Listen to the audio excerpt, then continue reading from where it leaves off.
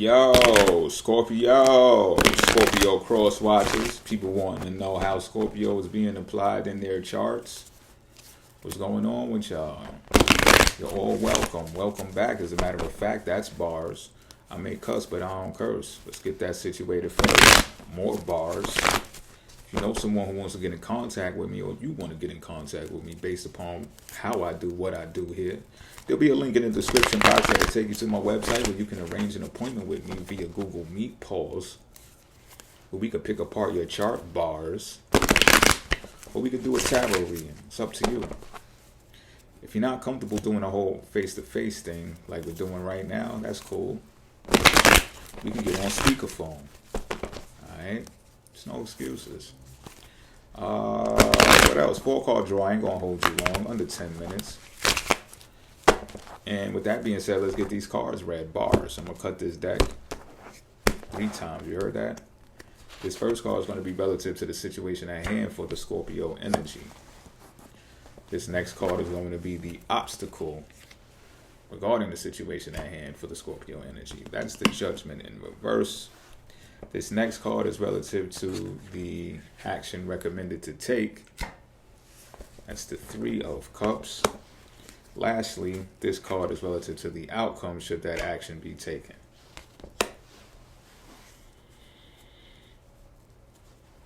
Okay.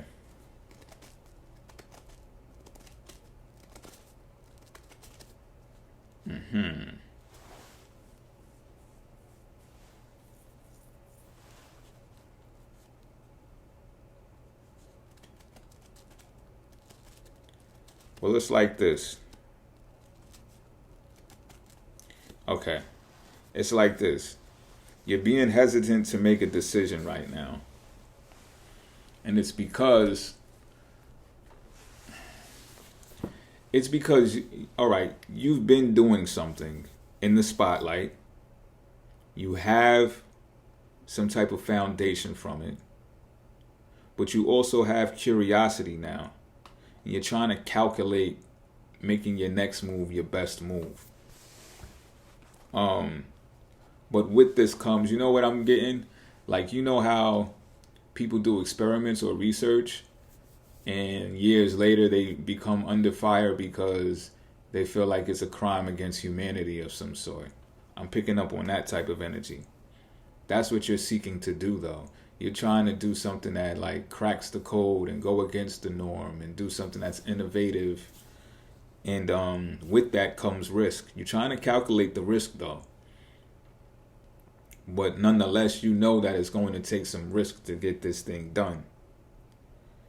Now, the obstacle is coming in the form of judgment, but I'm getting that's because the controllers, if you will, or the powers that be in this area of where you're trying to do this innovation, they're rigid, they're slow to change, they're dry, they're not with the whole fun aspect being added to it. You know what I'm saying? You know what I'm picking up on? You know those online skits that was coming out maybe a few years ago when the teachers were like doing these handshakes with the kids coming in and stuff like that, and it had mixed reviews. It's like, oh, you can't be doing that because the kids shouldn't be dancing and singing hip hop songs and doing handshakes when they come in. That looks hood or ghetto or whatever the case may be, when really it was, and the other side of that, well, it was a motivational thing that they did every morning to get the kids excited and willing to learn and get them cool with the teacher and stuff like that. You know what I mean? It was just a new approach making a connection between the teachers and the students. I'm also picking up on the teachers that come to, that got canceled for like coming to school dressed how they dress, but they got a shape, their body is off the fucking chain. They can't help it, B. But they got fired for that shit. You know what I'm saying? That type of shit is the obstacle.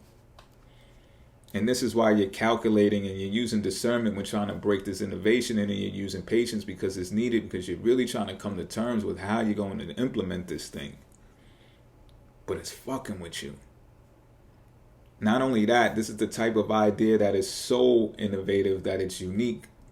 You're the first mover. No one's doing it like you're doing it. No one's doing it like you're about to do it or trying to do it. All right?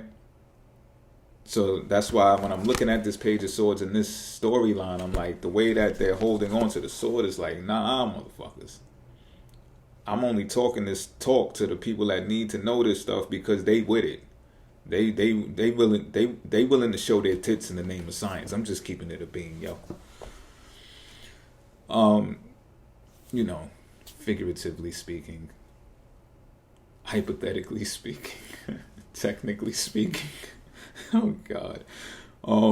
But this is what's going to happen, or this action recommended be taken, is that you're going to get into a conference of some sort, an event, a meeting. I'm getting that this is going to be like a self-righteous, self-imposed, self-motivated event that's being thrown here, because like I said, you got peeps willing to show their tits in the name of science.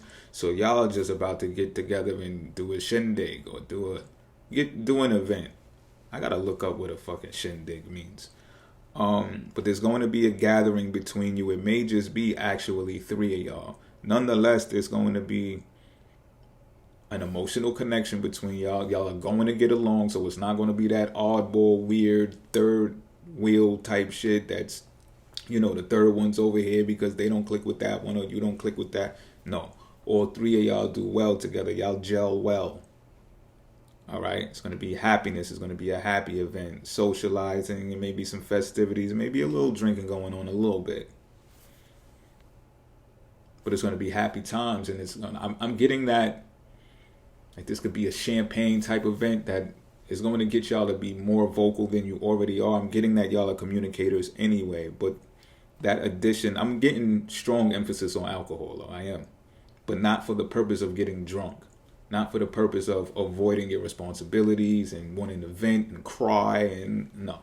It's not one of those angry, depressed drunks, no. This is happy, joy, Ren and Stimpy type shit. And at this party, it's going to click to y'all of how to do it. And not only that, but this is going to be like the celebration and the confirmation of going forward with this innovative idea.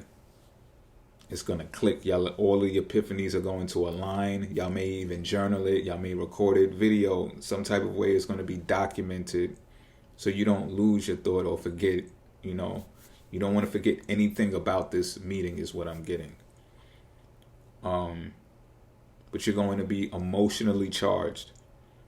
So this is business where you can actually utilize emotions and won't be frowned upon. You won't drop the ball because your emotions are involved. I get that this actually entails or benefits from emotions being involved.